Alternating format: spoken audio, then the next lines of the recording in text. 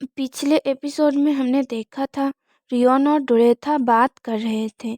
तो अब आगे डोरेथा हमें बताता है कि इपिस्टेन ए एम्पायर की सबसे अच्छी एकेडमी है, जहाँ से बेहतरीन दिमाग के लोग पैदा होते हैं और जहाँ पे नोवेल एक दूसरे के साथ अपने रिश्ते को अच्छा करते हैं, जिससे उन्हें फ्यूचर में फ़ायदा हो।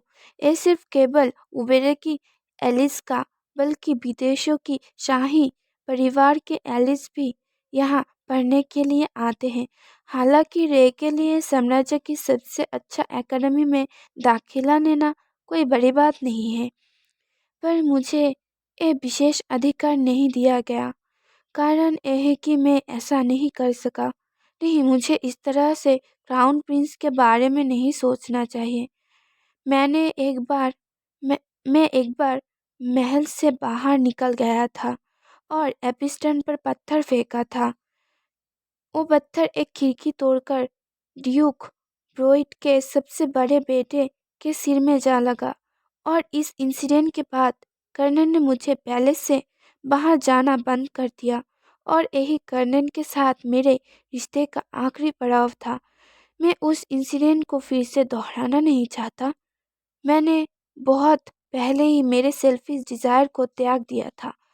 और वो रियोन से कहता है, मैं एपिस्टन में नहीं जा रहा। रियोन, पर क्यों नहीं योर मैजेस्टी, आप वहाँ पर बिल्कुल फिट होते हो।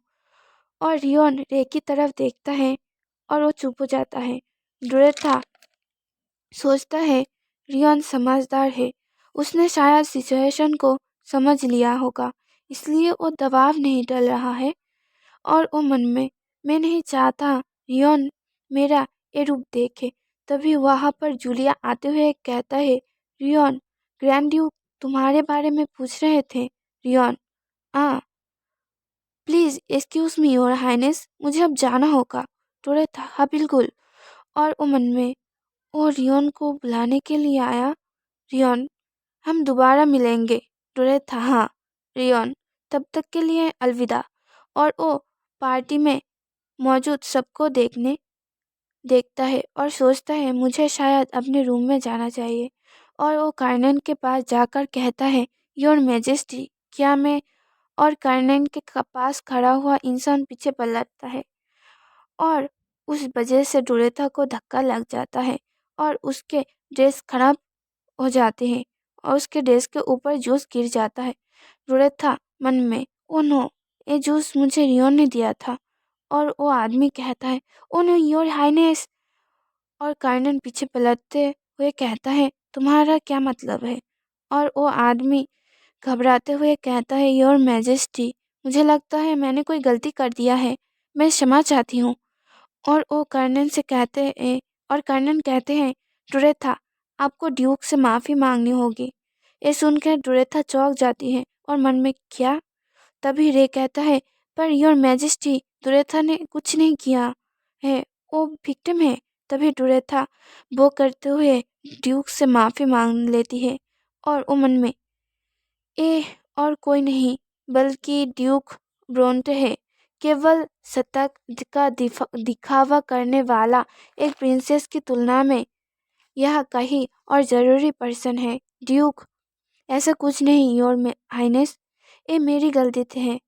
और डोरेथा अपने मन में, माफ़ी मांगना उतना डिफ़िकल्ट नहीं है, और ऐसा भी नहीं है कि मैंने कर्नल से ये अनएक्सपेक्ट किया कर रहा था और अभी भी अपने सर झुकाए हुए था।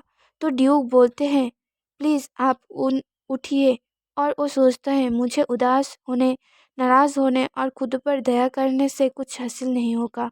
इस तरह का ट्रीटमेंट कुछ भी नहीं है। और कर्नल एक सर्वेंट से कहता है, रॉबर्ट, प्रिंसेस के कपड़े गंदे हो गए हैं, उसे ले जाओ। Servant, yes your majesty. और वो उसे ले जाने लगता है।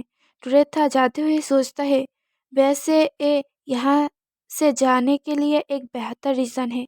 तभी डोरेथा पीछे मुड़ता है और रियोन और जूलिया को देखकर मन में कहता है, क्या उसने देखा एक पावरलेस प्रिंसेस की पैथेटिक साइड, जो सबके लिए एक प्रदर्शनी थी।